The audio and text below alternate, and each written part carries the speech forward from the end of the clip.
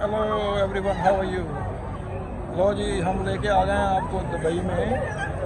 ये दुबई का जनाब खूबसूरत एरिया है, दुबई मॉल के पास। ये बुर्ज खलीफा है। इस वक्त शाम के तकरीबन कोई यहाँ पे 7:30 होने वाले हैं। तो जनाब ये हम आपको दिखा रहे हैं दुबई की रौनकें।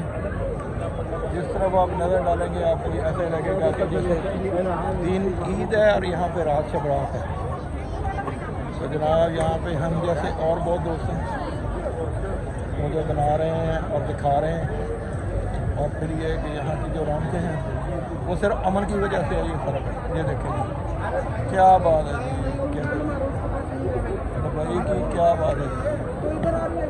दुबई में आप रात को आएँ दिन को आएँ, एक ही जैसा मौसम है, एक ही जैसे लोग हैं।